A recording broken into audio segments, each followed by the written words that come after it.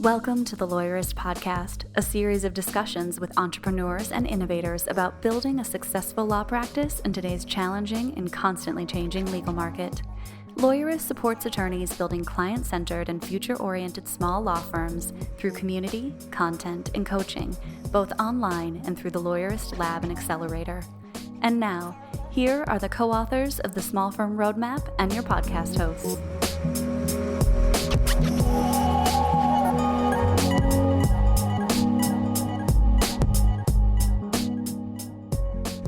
Hi, I'm Laura Briggs. And I'm Stephanie Everett, and this is episode 309 of the Lawyerist Podcast, part of the Legal Talk Network.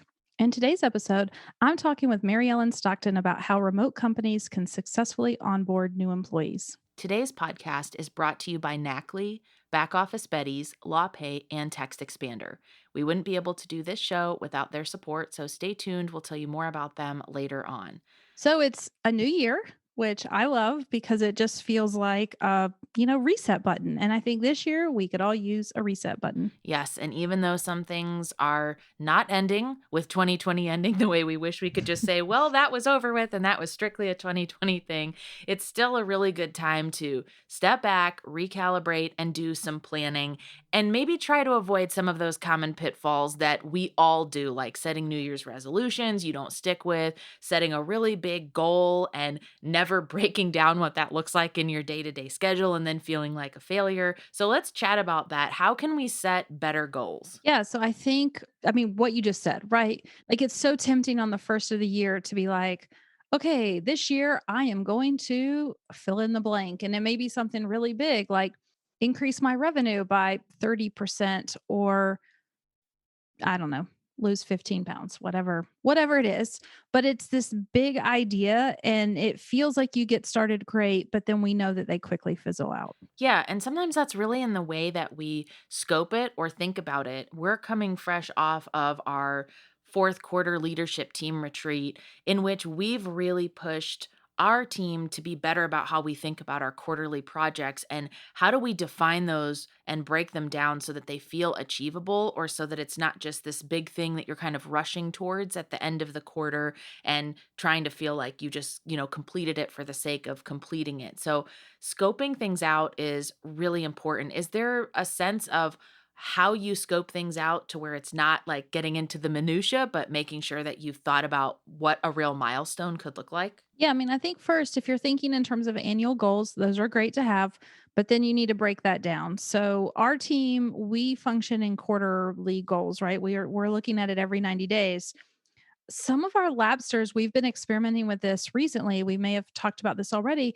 We've been having them break down things into 6-week sprints because that feels even a little bit more attainable. Like, okay, I can handle doing this for the next 6 weeks and then maybe taking 2 weeks off as like a breather and then kind of gearing up to do another 6 weeks.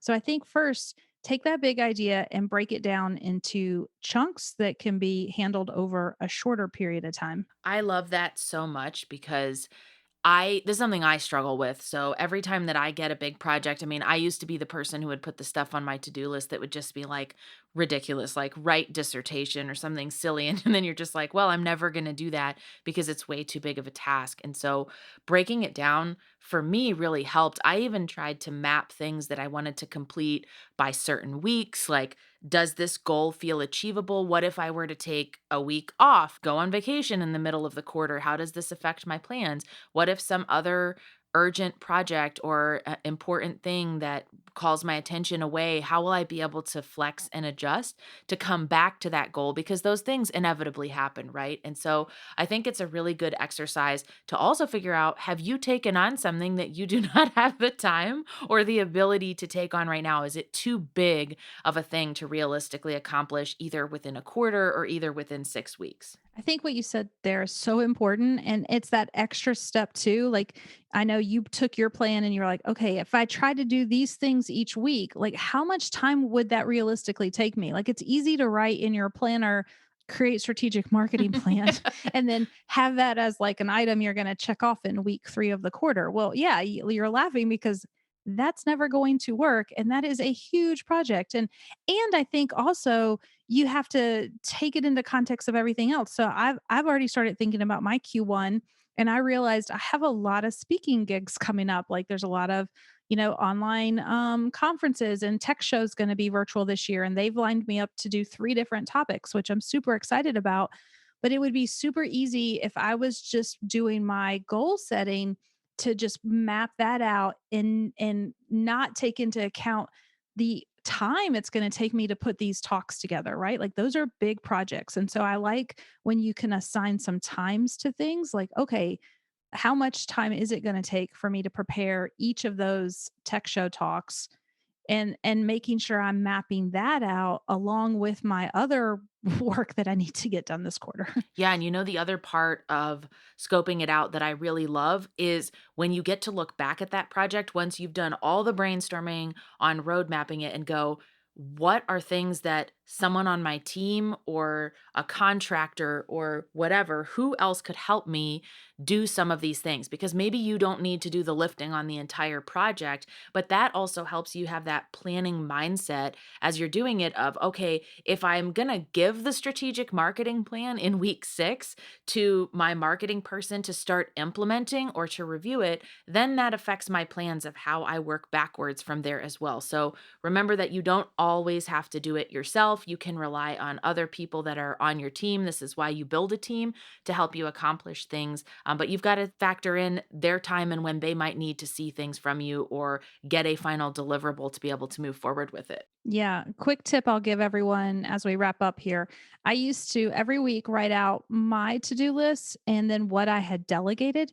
And if my list was longer than the delegation list, I knew I was doing it wrong. So it was like, okay, what from this list needs to move over? Because I needed to use my team and make sure I was delegating. So I love that. Now we've got a brief sponsored conversation with Kim from Natalie, and then Stephanie's conversation with Mary Ellen. Hey, y'all. This is Zach, the legal tech advisor at Lawyerist, and I'm here with Kim Mayberry from Natalie. We're talking about document automation and computable documents today. Kim, thank you for being with us. Hey, thanks for having me. So, Kim, the term document automation is thrown around a lot in the legal industry, especially the legal tech industry, and it can mean a lot of different things, or it seems like it can mean a lot of different things. So, for firms that aren't really aware, what is document automation software? Yeah, that's a great question because different people do think of it differently. Even in the software industry, what people think of they're in the document automation space may think of things a little bit differently as well. Hmm. So for us, it really is a matter of how do you collect information from your clients? How do you put that information into a document? Whether you have conditional logic, nested logic, inserting information, how do you get all that information into a document that works for your client? And that is what, for us, is what document automation software does. It collects the information in a way that guides the user through the process and then prints that out to a Word document.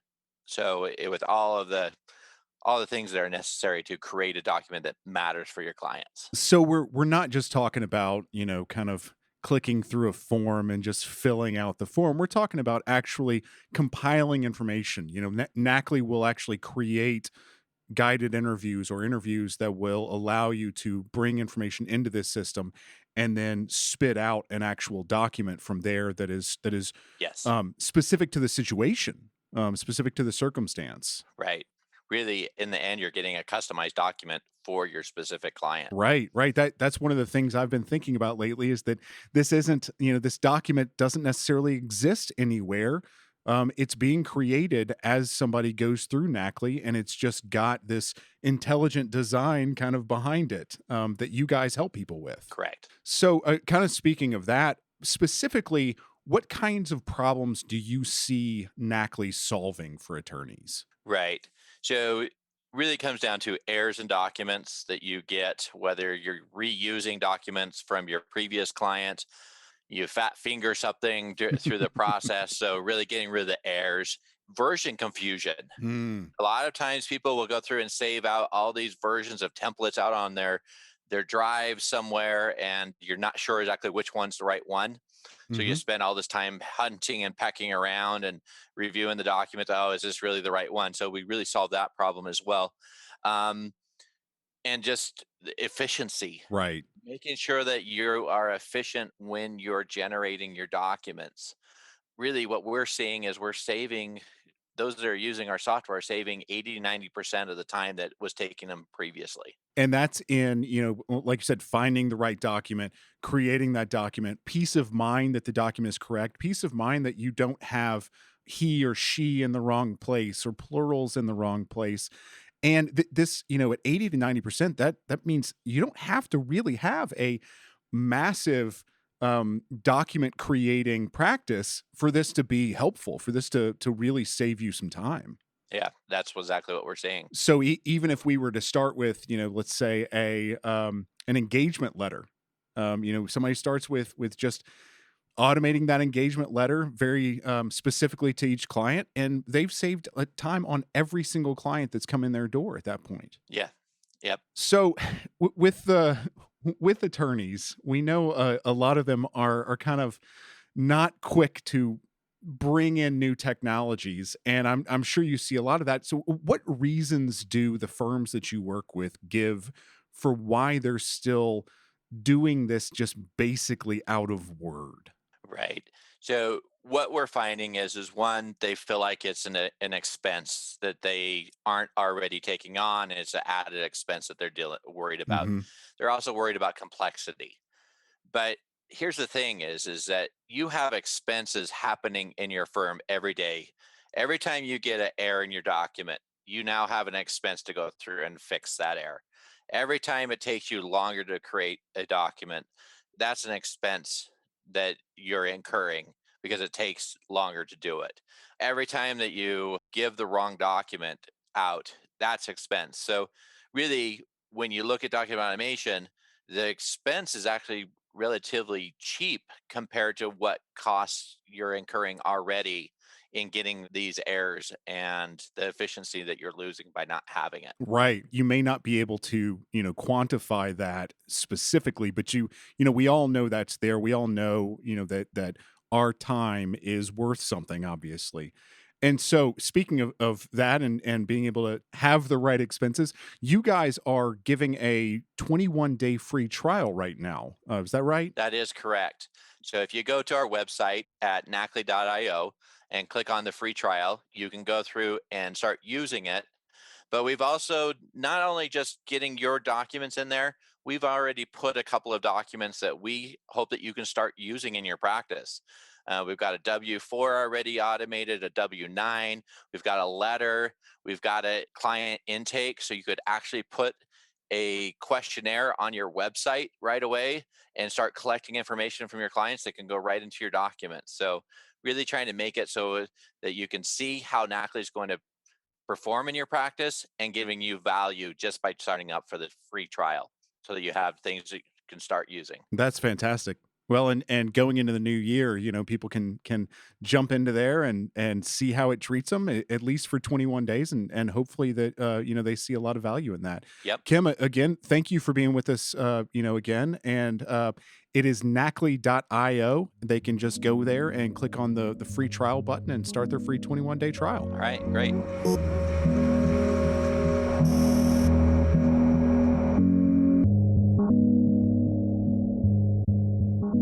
Hey, Stephanie. It's good to talk with you. This is Maryellen Stockton from Work Well Wherever, and I'm also proud to be a Lawyerist Lab coach. Hey, Maryellen, it is so awesome to have you back on the podcast. And today I thought we'd tackle some of the issues that you're seeing come up in your lab coaching calls, and that we really just see a lot of businesses struggling with right now. We're 9 months into this pandemic, I think. I've lost track. Me too. Splur's Day. Exactly. And so it's surprising that, but there's still people out there struggling with how to do things in a remote environment, which is obviously one of your specialties.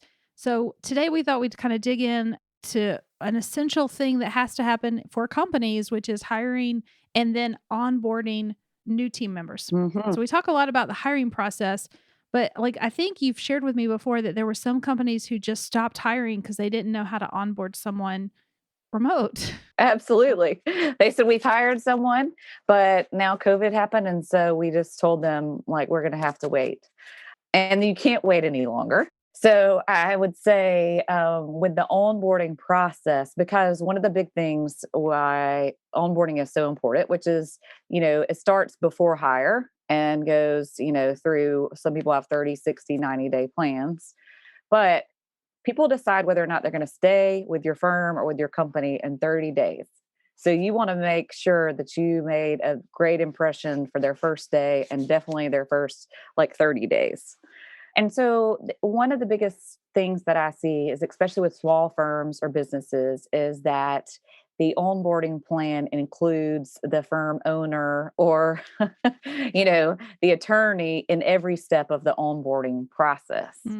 And I try to help them think about, okay, what things need you there and what things don't need you there, and how do we build that out? So a great example would be that there's a lot of software training and tools that go along with remote work, and some specifically to law firms. So use those free trainings that come along with Zoom or Microsoft Teams or any of those other things as part of their training. Trainings that already exist that the law firm doesn't have to do anything additional to. You could just say, point you to this direction. Yes. Seems right. And always, don't forget to tell about the company history, the core values, the mission, and that can be with a person. And I think that in the first couple of weeks, as the firm owner or the president, you need to be the one that's touching base with them at the end of the day. So you touch base more often. So there's always a check-in to make sure, have you had a good day? Is there anything that you've missed? All that kind of stuff. Yeah.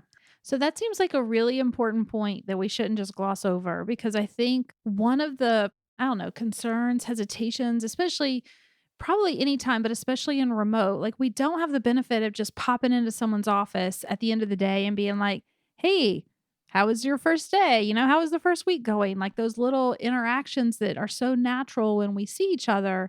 And it always feels very forced and hard to replicate that in a remote setting. Yes, it absolutely does. But I think, any good plan, that's why I say plan the first 2 weeks and you share it and you involve, if you have staff, involve other members of your staff, welcome them to clients that you work with so they can get introduced that way. And then you also set in, okay, every day at this time, we're going to check in and talk about what the next thing is. So every day they might have a scheduled Zoom call or some kind of video call with the team lead to do that check-in. Absolutely. Absolutely. Just because it is so important to build a relationship right from the start. And you can't build a relationship without checking in and talking to the person. Yeah. And so it's not, some of that's very important. Just how did your first day go? Is there anything I can help you with? And the more often you can do that, then you get to know each other. Yeah. Are there specific questions? I like to usually ask people when they first join, what'd you do today? Just to have a sense. And what tools or information did you need today that you didn't have? Right. Maybe it was a specific piece of, I didn't have access to this software, or turns out you guys asked me to do this thing and I had no idea what that was, or I didn't know, whatever. So it could be information, it could be access, it could be a tool, it could be a specific thing. But do you have questions you like to ask? Login, email. Yeah. I think just asking how was their first day? Is there anything that we didn't do in any way that we could do it better? Is there anything that you want to know, that came up or want to know more about? And a lot of companies too, lawyers might even do this when they have people start out, they'll have a company book or something that they read like that. And I love that idea. A book that you really, either you followed their method or you really liked what they said. And then you could have that as part of their onboarding process. And so then you can ask questions about that. So it's just thinking of different ways that you can connect with them often in meaningful ways, especially when they're first joining. Yeah. One of the things we've done in the past that I think was successful is we schedule remote coffees with everybody on the team, because they might work with some people very closely, but how do you introduce them to everyone on your team in a remote setting? It's such a simple thing, but it's important to make sure you're thinking through those concepts and giving them the space to make that happen. Yes. Absolutely. And I love that idea. And I've heard of people doing like a buddy call, which is similar. So they have somebody that's just their buddy that kind of shows them through. So they might have a check in with their team lead or, the owner, whoever they're reporting to, but then they also have a buddy that can answer certain questions. So I want to kind of circle a little bit back because where we started is you started talking about training and which things does the team need to do or which things can you already use other resources to do. It seems to me that one of the struggles, probably why one of the things that company was struggling with, that they said, well, we just can't have this person start, is it's hard for us to even imagine or visualize if training normally looks like me sitting down next to you at a computer and showing you something. How do we do that in a remote setting? So, what tools do you or tips do you give to people to, like, again, when you can't recreate those in person experiences right now, how can you do something that feels very simple like training? Yes. So I love, love, love, and I know that you do too. Loom or some of those other videos where you can record and share screen. I think Soapbox is one of the other ones. So being able to, if it's a certain process, certain ways to log in, you can, record yourself like walking through that. And then I also recommend that you make a written process of it so you've got it in two places. I like adding people's pictures on your team and what they do and what their role is and their information so you know who all works there and what they do, even though you might not know exactly what they do. And another great thing I've seen people do, especially when it comes to company culture and mission, is just to do a fun like share a video of like some past events and maybe do a little presentation on like this is how we live out our core values and mission, any way that you can think for them to get the feel for what it's like to work there. Yeah. And I guess, sometimes we forget it's probably not just the new person that needs some of that training. Like, here's an opportunity when we, on vision and values to include the entire team and have that be a reinforcement. I mean, these are things that should be living every day. You should always be talking about them. So I know like once a month, we usually have some kind of focus on one of our values at one of our team trainings. And we've done it lots of different ways. I don't know. I'm a big fan of games. So whenever you can make things fun, Me play a too. game. It's one of my core values. Yeah. Fun. We had a new product offering come out. And so we created a Jeopardy game around it. And then our team was divided into teams and we played an online version of Jeopardy. Like there's programs out there. You can go to these websites and you get to create your own questions and then you can play this game, right? Like someone shares their screen and we were all on a Zoom call together and then we played this game. And it was a lot of fun. And to me, that's like a more fun way to learn. I don't know, more interesting than just Same. If you think about, I think about that with all the kids, they're at online school now. And so when you think about it, it's like, how boring would it be if they just sat and watched a video, or something and never saw like a real person? So you have to, come up with games. Like I still remember every song that a teacher taught me about like Greek alphabet or whatever. I remember it. So to help people, know more about it, you try a variety of methods to get them to learn. Because some people, it's like, are more visual, or some people learn by doing. And so if you can do, or by playing games, if you can do a combination of these things, it can be awesome virtually. Yeah. I mean, if you're hearing this and you're thinking that takes a lot of work, I mean, a little bit, like it takes a little bit of thought, but if it helps your whole team come together and have fun, and it doesn't have to be complicated, but anything you can take and turn it into something more interesting is obviously going to be better. So I love that. Yeah. And you're going to continue to use it. Like once you have hired the first person, you've done an onboarding plan, it just looks a little different. It's not necessarily because some things are just going to be firm or company specific, right? So once you do that, it's nothing's lost. Right. You can only tweak it or add more things and definitely like make it fun. Love that. So let's take a quick break to hear from our sponsors. And when we come back, I want to talk about the culture aspect of the onboarding plan and how we can make this new person feel the love that's easier to do in an in-person setting. Support for today's episode comes from Back Office Betties, the only virtual receptionist service exclusively dedicated to small law firms that offers a plan with unlimited calls. Their highly specialized service boasts customized call handling, relentlessly friendly team members, and unmatched quality. The Betties are ready to help you grow your firm even when you're out of the office. Visit backofficebetties.com/lawyerist to try them out for 1 week free. Use the promo code PODCAST to receive $150 off your first month. Trust the only payment solution offered through the ABA Advantage program, LawPay, as the ability to accept payments online becomes an increasingly essential part of your practice. LawPay provides your firm with a proven and trusted solution. With LawPay, you receive a simple, secure way to accept client credit cards and e-check payments from anywhere. LawPay understands the unique compliance requirements placed on attorneys, which is why their solution was developed specifically to correctly separate earned and unearned fees and protect IOLTA accounts from any third-party debiting, giving you peace of mind that your transactions are always handled correctly. To learn more or to get started, visit lawpay.com/lawyerist today. Get it right every time. Text Expander makes it easy to give your team the right words for every situation.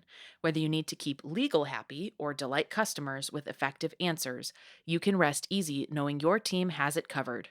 The latest version of Text Expander even has new and improved statistics reporting for organizations, including the ability to build reports with customizable date ranges for enterprise and individuals, so you can track how much time your team saves.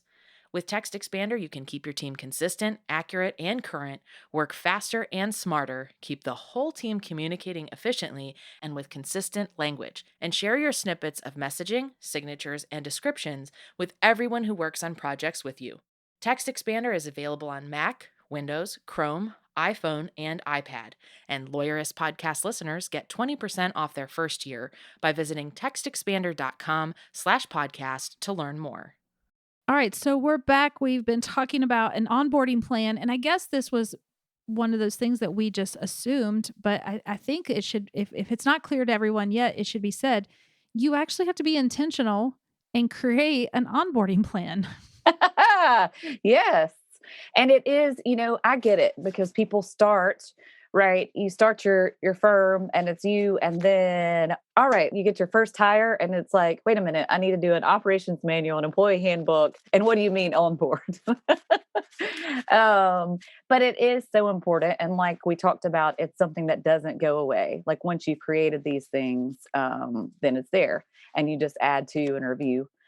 One of the other things that I don't think that I mentioned that think is helpful when you're thinking about processes or doing some training, walking through, showing someone how to do something, you can also have your voice recorded and transcribed. And so then it auto populates and it's like 50% of the way there, right? You just tweak it. So if it steps to a process or how they log in or people you want to meet, then if you record your voice doing it and have it transcribed, it's not you having to type every little thing. Yeah. Saves a ton of time. I love that. And so when we think about the goals of an onboarding plan, what are some things that you want to see in an onboard? Like why are we doing this? What should it accomplish? Yeah, it does go back to that company culture and making people feel welcomed and that you're glad that they're there and they're valued. So you mentioned intention, and that's huge. If you have someone who comes in and you've emailed them before and you've welcomed to the team, maybe you even do like a virtual breakfast, but they have a specific plan laid out for them and they're meeting different people. Because we know, and pandemic, I think has been even more challenging than ever, is that the biggest thing with remote work is isolation. And that was there before for remote workers. So that's the last thing you want. Because when people come to work with you, they are joining, your culture. They've seen something that they liked in the job description and the people they've met, and you want to continue that and make them feel welcome. So it sounds like most people kind of approach onboarding and think, my job with this is to make sure they know how to do their job. And what I hear you saying is, of course, we want them to know how to do the day in, day out of their job and use the tools that we as a firm have. But a bigger, more important piece of the onboarding is assimilating them into your culture and making them feel a part of the team and welcome and the love. Yes. And I think that you'll hear a lot of people talk about the importance of rituals in remote teams. And this onboarding process is another, ritual, like maybe you do a certain thing a certain way every time. So maybe it's like this ritual is that your whole company has breakfast to greet the new person and you do it remotely. So when you think about rituals as a way to to reaffirm your culture, like, well, onboarding is one of these, and you can include your rituals in that. When we're thinking about that and the culture, like, I know that Lawyerist has a few rituals and things that you do. Is there some way that you onboard people that join Lawyerist? Yeah, put me on the spot. I mean, Girl, I know you do. I know, but when you think about it in a vacuum, like, oh, I know we do too. What do we do? You send swag in advance, I'm pretty sure. We do have a little bit of swag we send. We do send them a copy of our book if they don't already have it. We're lucky, we're fortunate in that the Small Firm Roadmap, we think, does kind of give people a good overview of who we are, and that people can read that and kind of understand us a little bit better. Mhm. We always have the first several weeks planned out. Like I said, we do the virtual coffees. They meet with our CEO to learn about the company history. We have a written company history in our operations manual. We actually have, it was real helpful when we had our 10th anniversary. We were really thoughtful in capturing that history at that point, which I'm so glad that we did, because it's in a written document now, because it's easy to forget. And then you look back and you're like, oh yeah, remember when the company just looked like this? Like it was just Sam and Aaron, or then it grew. And then what did it look like? And when did we launch the podcast? So we have all these things documented in a nice document, so we can share that with the new people so they kind of learn that history. I'm sure we've talked about this before, but like we have a weekly team lunch. And so we usually, when someone new joins, it's written into our operations manual too, but we actually have a place where we describe all of our inside jokes or all of our things like that we do. Cause we realize, like, we use Slack and we really love emojis. So that's a thing, right? Like, I mean, I never used as many emojis as I do now. Now that I'm at Team Lawyerist, I'm a fan. In fact, we just got a whole new set of them today. Everybody's all excited about using these new emojis. And we have custom emojis that if you use a certain emoji on our team, it means something. Mhm. And there's like a silly backstory that, doesn't make any sense. But even now that we've said it a couple of times, we're like, maybe we should lose this one, because it doesn't, like, these people aren't even here anymore that start, I don't know. But some of them, stand the test of time. And so we want to make sure, if you're a new team member and somebody, messages you and gives you this emoji, like, you need to know what it means. That in our world, it means awesome. So Yeah. If you get a cash register, it doesn't mean you want their money, exactly. right? No, we have a cash register of love that Sam created for us once, because we were like, we want to give more value than we receive in money from people. And so to symbolize that, he created a visual for us. So it's very cute. If anybody ever wants to see it, I'll send you a picture, but it's this cash register with love coming out. So if you do something that adds value, we're like you'll get the cash register of love. And it's like, oh. Maybe you should do one, if you don't already have it, based on your cultures, We have, your values. yeah, that's what we have. So- We have a visual representation for every one of our values, and they're all created as emojis as well. So if you see a team member living out a value, you respond with that emoji. So it is Perfect. It all ties in. Another thing that I think that I know that you guys do that I love is when somebody comes on, you have a thing of likes and dislikes, maybe. So like there to get to know them a little better. Oh yeah. Yeah, Paige usually puts together like a questionnaire and helps us kind of get to know people. And we capture really weird information, but we try to do it in a way that it doesn't make people feel uncomfortable. But then we like to surprise people Yeah. with gifts, for example, like for your birthday. But it's like, how could we get a personalized gift if we didn't know these things?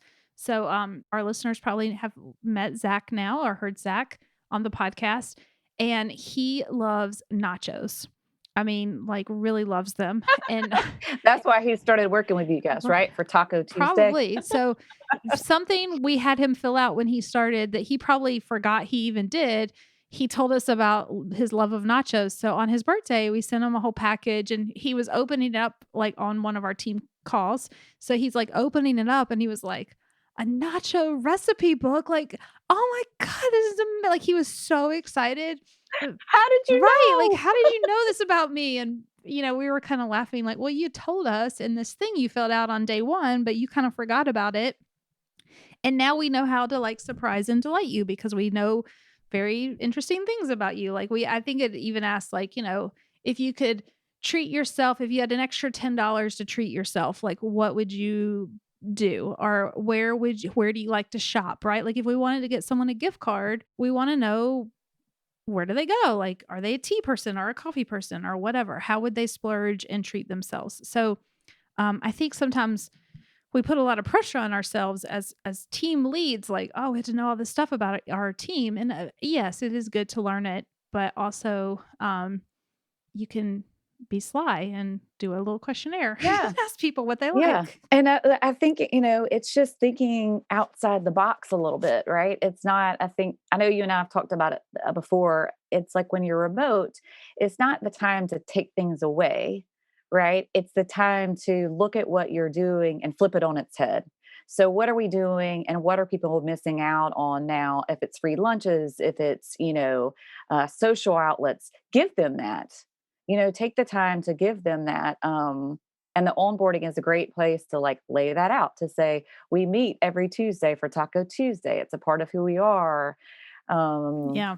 Or if they would normally have lunch in the office, well, maybe you can send them a gift card to buy lunch. Just thinking of little things and perks that they don't necessarily get when they're in the office that you can make special. Yeah. Such great advice, whether you're remote or not, right? Like just being really intentional with your onboarding plan, making sure that you know what it is you want to accomplish, how you can make this person feel part of the team and know what's expected of them. So one of the things, I'll mention that you challenged me on that was harder than I realized was like, how do we communicate when? Like, when do we use Slack? When do we use video? When do you email somebody? Because it's different for each team. Yeah. And having to think through those things was really helpful. And now we have a document that kind of helps spells that out for new people, because you might be new on our team and you don't know, oh, this is the Slack channel. We love to Slack. Right. Yeah. Like, don't email us, because I remember when I first started on this team, I was like, oh my God, I don't get emails. It was the weirdest thing for a while. Cause like now you guys can, I get plenty of emails from the outside world, but when I first started, no one knew I was on the team. And so I would go like a week and not get any emails. Yeah. And that's so common, like that asynchronous communication and remote stuff, right? There always is a Slack or a chat or something. And it does, I know attorneys in particular get enough emails from clients and other attorneys that it's great to have, be able to communicate with your team just through a chat. Yeah. So I think this is so great, so valuable for everyone. So if you are bringing on a new team member, do be intentional with this. Create a plan, think about the goals for the plan, and then don't forget to really wow those new team members by showing them all the love. So I think these are great tips, Maryellen. So great to have you with me today. Yeah, this was awesome. Thanks, Steph. The Lawyerist podcast is produced by Bailey Tiller and edited by Christopher Eng. Are you ready to implement the ideas we discuss here into your practice? Wondering what to do next? Here are your first 2 steps. First, if you haven't read the Small Firm Roadmap yet, grab the first chapter for free at lawyerist.com/book. Looking for help beyond the book? Let's chat about whether our coaching communities are right for you. Head to lawyerist.com/community/lab to schedule a 15-minute call with our community manager. The views expressed by the participants are their own and not endorsed by the Legal Talk Network. Nothing said in this podcast is legal advice for you.